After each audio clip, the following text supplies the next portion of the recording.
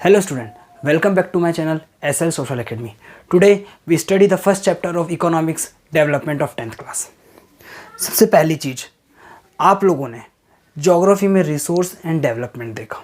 आपने उसको सिर्फ और सिर्फ एक पर्सपेक्टिव से देखा कि रिसोर्स किस तरह से डेवलप हुए, किस तरीके से डेवलपमेंट को आगे बढ़ाया जाए. लेकिन जब बात आती है इकोनॉमिक्स वाले डेवलपमेंट के चैप्टर में, तो आपकी सोच को थोड़ा सा अपन अपर लेवल पे लेके जाएंगे, क्योंकि इकोनॉमिक्स ही आपकी मुलाकात करी थी सिर्फ 9th क्लास में और अब आप पढ़ रहे हो 10th क्लास में. एक अलग टाइप का सब्जेक्ट जो कि कहीं ना कहीं प्रैक्टिकल हो जाता है. कब? जब बात आती है कंट्री की. कैसे? उसको अपन इस चैप्टर में समझेंगे. बच्चों सुनिएगा, डेवलपमेंट मतलब किसी भी चीज़ का ग्रो करना, किसी भी चीज़ का ग्रो करना. वो मेरे लिए अलग हो सकता है, आपके लिए अलग हो सकता है, किसी थर्ड पर्सन के लिए अलग हो सकता है, किसी अलग फोर्थ पर्सन के लिए अलग हो सकता है. मतलब मेरे लिए डेवलपमेंट का पर्सपेक्टिव अलग हो सकता है, ठीक है ना. किसी लेबर के लिए अलग होगा, किसी लेडीज़ के लिए अलग होगा, ठीक है ना. किसी दूसरी कम्युनिटी के लिए डेवलपमेंट अलग होगा. आज मेरे पास मान लो कोई चीज़ की कमी है, तो मैं क्या सोचूंगा कि काश मेरे पास वो चीज़ होती. तो मतलब मैं क्या कर रहा हूँ, डेवलपमेंट, ग्रो करने की सोच रहा हूँ. तो डेवलपमेंट मेरे लिए अलग हो गया. मान लो किसी वुमेन को वोट देने का राइट नहीं है, ठीक है ना. अपन मान लो सऊदी अरब का केस ले लो, वहाँ पे मान लो वोट देने का जब राइट नहीं है, तो वहाँ पर वुमेन्स के लिए क्या चीज़ थी कि मुझे वोट देने का राइट मिल जाए. ये उनके लिए डेवलपमेंट था. तो डेवलपमेंट सिर्फ एक ही चीज़ नहीं होगी. डेवलपमेंट सब लोगों के लिए, अलग अलग ग्रुप लोगों के लिए अलग अलग होता है. तो डेवलपमेंट को अपन कैसे डिफाइन करेंगे? It is the total development of a country with respect to the income. सबसे बेसिक चीज़, आज अगर पैसे नहीं होंगे तो डेवलप कैसे करेगा इंसान? सीधी सी बात. सबसे बेसिक चीज़ है इनकम. लेकिन पैसा ही सब कुछ नहीं होता डेवलपमेंट में. इसके आगे के केसेस में मैं आपको अच्छे से समझा दूंगा, ठीक है ना. तो सबसे पहली चीज़, डेवलपमेंट क्या होता है? डेवलपमेंट पूरी कंट्री का किसके बेस पे?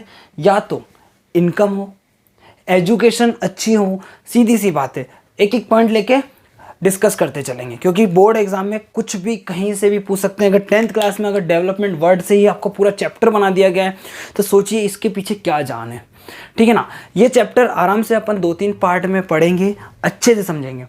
इनकम अगर किसी कंट्री की अच्छी है तो डेवलपमेंट अच्छा होगा.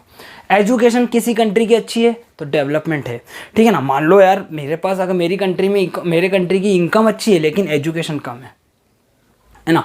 हेल्थ, अगर किसी कंट्री की इनकम अच्छी है, मान लो एजुकेशन अच्छी है, लेकिन वहाँ की कंट्री की हेल्थ अच्छी नहीं हो पा रही है ना. अब हेल्थ ही अच्छी नहीं है. अब हेल्थ अच्छी नहीं है तो मान लो अगर कोई पर्सन है जो हेल्थ को लेके क्राइसिस में है, मतलब हेल्थ उसकी अच्छी नहीं है, बार बार हॉस्पिटल जा रहा है, बार बार जॉब से छुट्टी ले रहा है, ठीक है ना. उसकी लाइफ की जो एज है, लाइफ स्पैन है, वो भी कम हो जाएगा. मान लो अगर वो 70 साल जीने वाला होता तो वो अब 40 साल 50 साल जिएगा, तो 20 साल, ठीक है ना. तो कहीं ना कहीं, क्योंकि हर पर्सन की, जो पर्सन एक्टिव है कंट्री में और जो पर्सन इकोनॉमिकली चेंजेस कर रहा है, पैसा कमा रहा है, वो कहीं ना कहीं किसको इफेक्ट करेगा? कंट्री की इकोनॉमी को, कंट्री के डेवलपमेंट को, ठीक है ना. तो हेल्थ भी बहुत बड़ा फैक्टर हो गया. फ्रीडम, आज मैं एजुकेटेड हूँ, ठीक है ना, आज मेरे पास पैसा है, लेकिन अगर मैं बोलूँ कि मेरे पास फ्रीडम नहीं है, मैं बाहर नहीं जा सकता, तो ये किस तरह का डेवलपमेंट होगा? मेरी क्या इच्छा होगी? मेरी ये इच्छा होगी ना कि मेरे को यहाँ जाने दिया जाए, मेरे को यहाँ भी जाने दिया जाए.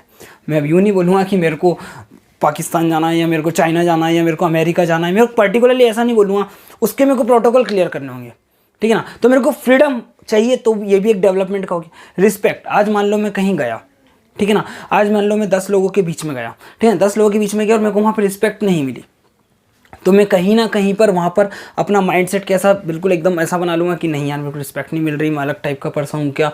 ये सारी चीज़ें मेरे माइंड में सेट होगी. तो कहीं ना कहीं रिस्पेक्ट, फ्रीडम, ये सारी चीज़ें भी किस पे इफेक्ट करती है? डेवलपमेंट पे. तो ये सारे पॉइंट जो हैं डेवलपमेंट को लेके आगे चलते हैं, ठीक है ना. इसके बाद आखिर डेवलपमेंट जो है वो मेज़र किस पर्पस पे होता है, मेज़र किस फैक्टर पे करते हैं? तो मेज़र अपन इनकम के फैक्टर पे करते हैं. डेवलपमेंट जो है किसी भी कंट्री का, वो अपन किसके बेस पे कंपेयर करेंगे? इनकम के बेस पे, ठीक है ना. बाद में देखा जाता है एजुकेशन क्या है, हेल्थ कैसी है वहाँ की, ये सब डाटा अलग आता है. लेकिन जब पर्टिकुलरली अपन घुसते हैं, अपन स्टेट्स में पढ़ेंगे वो डाटा, अपन अपने देश के बारे में पढ़ेंगे अच्छे से. लेकिन जब बात आती है कि डेवलपमेंट को ओवरऑल मेजर करना है, तो किसके बेस पे करते हैं? इनकम के बेस पे. इनकम के बेस पे, ठीक है. डेवलपमेंट को किसके बेस पे करते हैं? इनकम के बेस पे मेजर करते हैं. इसके बाद आखिर डेवलपमेंट का मेजरमेंट होता कैसे? तो वर्ल्ड बैंक वर्ल्ड बैंक ने मेजरमेंट करने का एक बताया था कि कैसा अपन को मेज़र करना है। कैसे मेज़र करते हैं? Total income of the country, है ना, मतलब देश में जितने भी लोग कमा रहे हैं उनकी income divided by total income of people of the country divided by total number of people. इसका मतलब एक चीज समझ में आई, जो नहीं कमा रहे वो भी इसमें इन्वॉल्व है, ठीक है ना। तो जो कमा रहे हैं वो एक्टिव पीपल हो गए और जो नहीं कमा रहे वो इनएक्टिव पीपल हो गए। यहां पर चीज क्लियर हुई। तो मैंने क्या बोला, टोटल इनकम कितनी है पूरी कंट्री की to the total number of people, ठीक है ना। तो इससे क्या निकलता है, एवरेज इनकम निकल जाती है, ठीक है ना। इसके बाद में जब ये चीज बोली गई, जब इससे डाटा निकाला गया कि भाई किसी कंट्री की कितनी ज्यादा पॉपुलेशन के मतलब किसके बेस पे कौन सी कंट्री अमीर है कौन सी कंट्री पुअर है, तो एक डाटा निकाला गया। और डाटा ये निकाला गया कि रिच कंट्रीज के लिए अगर कोई कंट्री की इनकम $12,600 के ऊपर है, $12,600 के ऊपर है, तो वो कौन सी कंट्री होगी, रिच कंट्री होगी। और रिच कंट्री में कौन कौन है, यूएसए, यूके, जापान।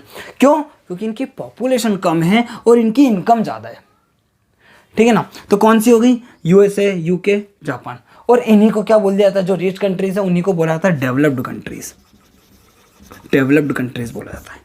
इंडिया एक डेवलपिंग कंट्री है।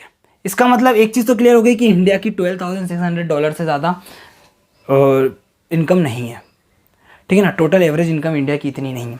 तो इंडिया की इनकम कितनी है, इंडिया की इनकम है $1,570। ये तो अपन ने देखा था रिच कंट्री के लिए। पुअर कंट्री के लिए क्या मेजरमेंट है, पुअर कंट्री के लिए है कि वो कंट्री जो $1,045 से कम टोटल इनकम कर रही है पूरे साल का, ठीक है ना, टोटल एवरेज इनकम $1,045 से कम कर रही है कोई भी कंट्री, तो वो पुअर कंट्रीज में काउंट होगी।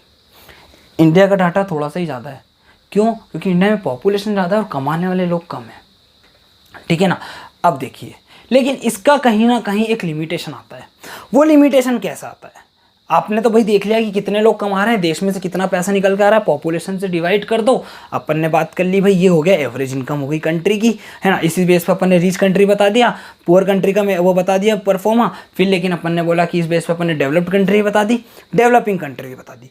और भी डाटा है, हेल्थ के बेस पे, एजुकेशन का बेस पे भी अपन अपने कंट्री का एक केस पढ़ेंगे, ठीक है ना। लेकिन अपन बात करें कि इसके लिमिटेशंस भी हैं कुछ, सीधी सी बात है, लिमिटेशंस होंगे। कैसे लिमिटेशंस होंगे, मान लीजिए, समझना, मान लीजिए एक कंट्री है ए और एक कंट्री है बी, एक कंट्री है ए और एक कंट्री है बी, है ना। इस कंट्री की ये देखिए एवरेज इनकम कितनी है, $10,000 है, और इस कंट्री की भी $10,000 है। आप बोलेंगे भाई बराबर डेवलपिंग स्टेज पे है ये तो, है ना, बराबर स्टेज पे दोनों कंट्री एक जैसी है। लेकिन आपने कंट्री के अंदर जाके देखा क्या, नहीं ना। मैंने आपको एक चीज़ बोली है, हमेशा इनकम ही डेवलपमेंट का फैक्टर नहीं होगा। क्यों? क्योंकि और भी तो फैक्टर हैं, एजुकेशन, हेल्थ। वहाँ के अंदर देखो तो सही कि आखिर मैटर क्या है, कि कौन कौन लोग कमा रहा है, कौन लोग नहीं कमा रहे। तो यहाँ पर जब देखा गया, मान लो जब केस स्टडी करी गई, तो यहाँ के 80% लोग जो हैं वो $9,000 to $11,000 जो है कमा रहे थे, ठीक है ना, $11,000 कमा रहे, और 20% लोग वो $2,000 कर रहे थे, लगभग $2,000। तो यहाँ पर 80% मतलब 100 में से 80 लोग, 80% लोग मतलब यही हुआ ना, 100 में से 80 लोग जो हैं देश के इक्वल हैं, लगभग 80 लोग। और यहीं पर जब देखा गया तो 20% लोग जो हैं उनकी जो इनकम है वो लगभग $80,000 के आसपास है, और 80% लोग जो हैं इनकी इनकम लगभग $10,000। तो यहाँ पर तो कहीं ना कहीं इक्वलिटी आ रही थी, क्योंकि 80% लोग लगभग एक जैसा कमा रहे थे। लेकिन यहाँ पर 20% लोग ज़्यादा कमा रहे हैं और 80% लोग कम कमा रहे हैं। तो यहाँ पर अमीर लोगों की वजह से इकोनॉमी कंट्री को आपने क्या बोला, इतने ज़्यादा है, डेवलपिंग कंट्री बोला, ठीक है ना। तो यहाँ पर क्या हुआ, डिस्क्रिमिनेशन आपको देखने को मिला। क्यों? क्योंकि 20% लोग मतलब रिच पीपल इस कंट्री को रन कर रहे हैं, चला रहे हैं। रिच पीपल की वजह से इस कंट्री की इनकम ज़्यादा आई है ना, पुअर पीपल की वजह से नहीं आई। और यहाँ पर इक्वलिटी थी, इसलिए ये इसका एक लिमिटेशन हुआ, ठीक है ना। ये केस आप अच्छे समझा सकते हैं कि परसेंटेज के हिसाब से देखा जाए तो यहाँ तो वही बराबर हो रहा है, लेकिन जब कंट्री के अंदर जाके देखा तो एक ही फैक्टर नहीं होता। क्यों? मान लीजिए ऐसा आपने देखा होगा कि कहीं ना कहीं लोग बोलते हैं कि मैं अपना देश छोड़ के क्या करूँगा, अपना देश छोड़ के जॉब करने बाहर नहीं जाऊँगा। ऐसा क्यों? इस डाटा को लिखिए।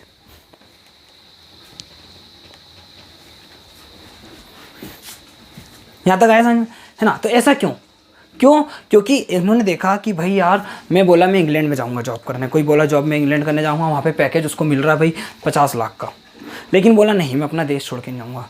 अपने हमारे देश में फ्रीडम ज़्यादा है, अपने देश में सच में फ्रीडम बहुत ज़्यादा है, सच में लिबर्टी है, रिस्पेक्ट है।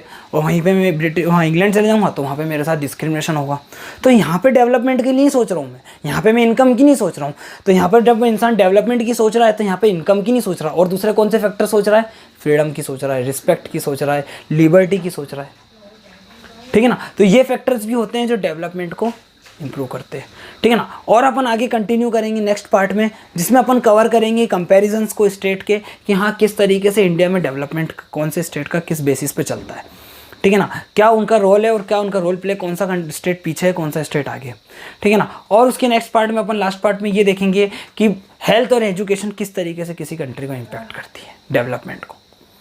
ठीक है ना? तो इसके अच्छे से पर्टिकुलर नोट्स बनाइए। Bye, take care.